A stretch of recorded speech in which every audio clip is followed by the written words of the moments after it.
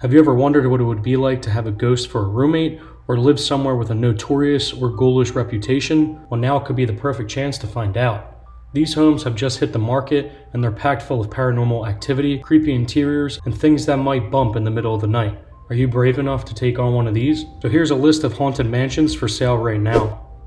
Up first, we go to the New York Enslin Mansion. 4 bedrooms, 2 bathrooms, and 9 ghosts. That's right, this property's spooky past takes front and center on the current listing, which touts the home as a true haunted house. The late 19th century home in Troy, New York has been in current owner Michelle Bell's family for 6 generations, her great-grandfather having made the initial purchase back in 1919.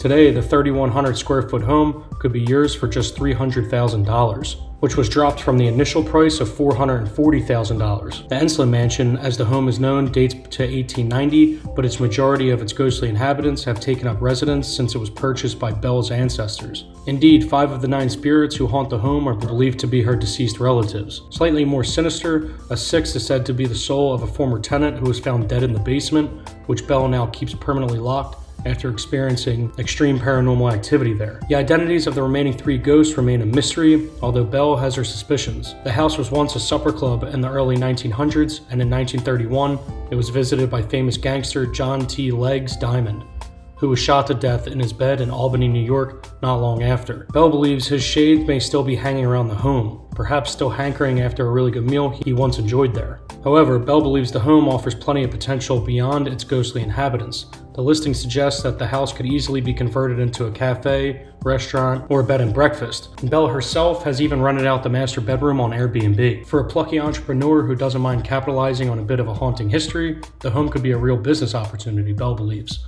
Legally a 2-family home, the property offers 2 units which could be let separately or combined into a single-family house.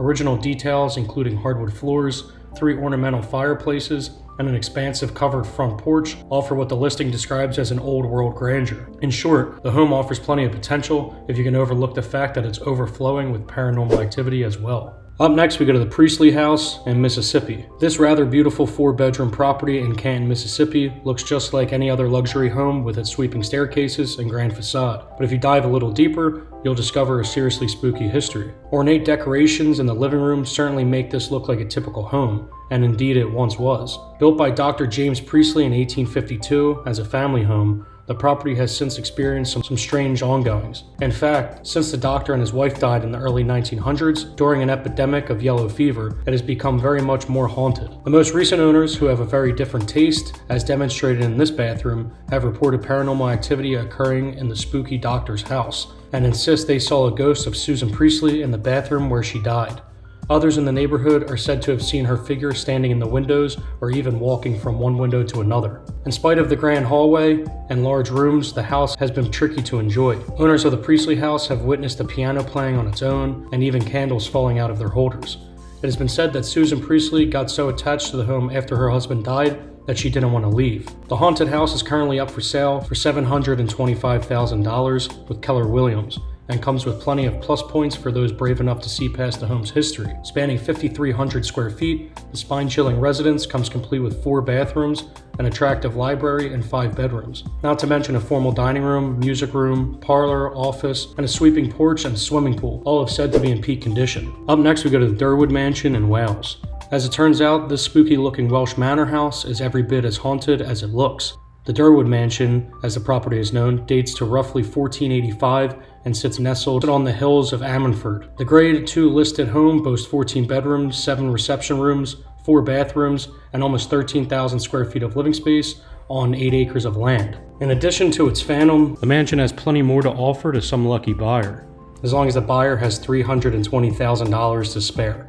Expertly preserved to original details throughout the home, including coffered plastered ceilings, restored fireplaces and oak paneling, cornicing, and spectacular Tudor-style staircases throughout the home. The home has also retained its 17th century interiors, which have been noted for their exceptional quality and completeness, and the 19th century additions, which reinterpret the architectural theme. According to the property's listing, the estate is considered one of the largest and grandest in the county, and like all homes with rich histories, Derwydd is believed to have a ghost called the White Lady. The White Lady, or Gwen Vogan, as she is more formally known, is said to appear only to unmarried men, usually in the window of Sir Rye's room, which is sadly not specified to which room that is in the listing. The estate first came into the possession of the Valgan family in 1603 when Sir Henry Valgan of nearby Golden Grove, who was married to Sage, and stories about Gwen have been passed on through the family's generations. The grand estate was supposedly once the property of Tudor knight Sir Rye Thomas, who reportedly hosted Henry Tudor alongside 5,000 Welsh soldiers at the mansion as they traveled in the year 1485 for the monumental battle with King Richard III that ended the war. Up next we go to the Colchester Castle.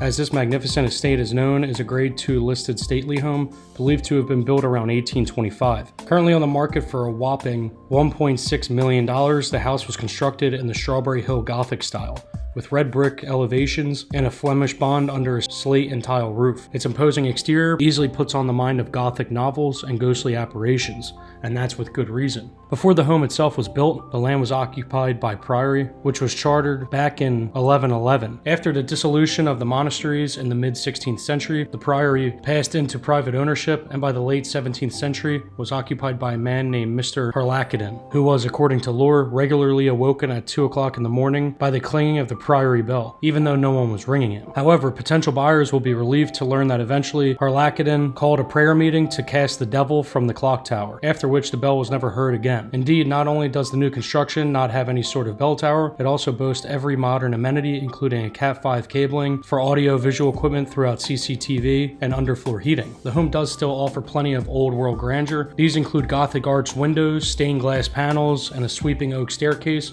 just to name a few of the features. The property is ideally suited for entertaining large house parties with 7 bedrooms, 7 bathrooms, and 8 reception rooms, including a formal living and dining area, not to mention a billiards room, library, and even a home theater. Set on nearly 24 acres of land, the mansion offers spectacular grounds which include an orangery and potting shed, a pool and a pool terrace, an orchard garden, a tennis court, rolling lawns, a lake with wooden deck and gazebo, not to mention plenty of outbuildings, including a former aircraft hangar, reconfigured as a workshop. There's also a large garage, horse stables, and a few cottages on the property. For those missing the ghostly aspect, on the grounds you will still find ruins of the original priory. Perhaps they are haunted. Up next we go to Earlshall Castle. Set on 34 acres of land, Earlshall Castle in the Fife region of Scotland is an exceptional historic property. It is believed to have taken its name from the site of a hunting lodge, which was once owned by the ancient Earls of Fife, relatives of Robert the Bruce, King of Scotland. It's home to a rather noble ghost. The fairy tale castle is reportedly haunted by Sir William Bruce, one of his descendants, and a couple other phantoms. A ghostly figure is frequently seen in the bedroom formerly used by Andrew Bruce, and heavy footsteps are often heard on the staircase. However, that's not the only ghostly figure that's been seen floating about. There has also been sightings of a servant girl and another figure who patrols the spiral staircases at night. Constructed in 1546, the property would have needed the staff as it boasts 10 bedrooms, 2 dressing rooms, and 6 bathrooms. This is one of the bedrooms with stunning wood beam ceilings and large 4-poster bed. Despite its grim history, Earlshall Castle is undoubtedly one of the UK's most spectacular private homes. The 8,400 square foot manor has no end of space for a large family to stretch out, including 8 grand reception rooms, 3 cottages, and even its own woodland and magnificent walled garden. If you think you can handle the occasional ghost sighting, you could be the proud owner of this best-kept 16th century house in Scotland with its wooden beams, original fireplaces, and dramatic gardens included. Earlshall Castle is currently on the market and available for a spooky $1.4 million. Up next, we go to the Connecticut Reef Lighthouse. At almost 150 years old, Penfield Reef Lighthouse has been guiding ships safely into the Black Harbor in Bridgeport, Connecticut since the administration of Ulysses S. Grant. The little lighthouse, which sits a mile off the Connecticut coast, is still active today and is up for auction from late June of 2023, with the U.S. General Services Administration with a starting bid of just $50,000. However, it hides a haunting secret. Not only does the price include the island, the lighthouse, and even the foghorn, but it also throws a ghost into the bargain.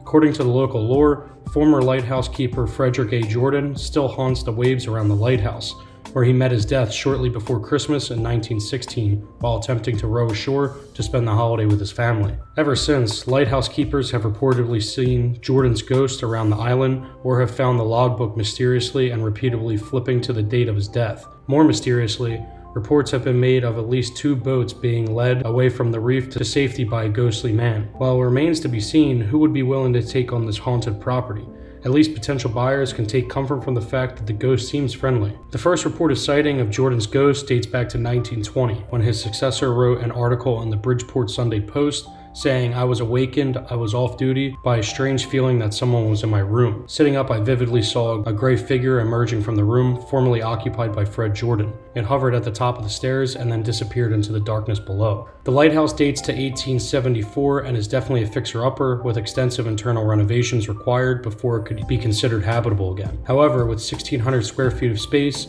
2 stories, and of course the 51-foot octagonal tower, the building offers plenty of potential as well as ample space to share with any ghostly inhabitants.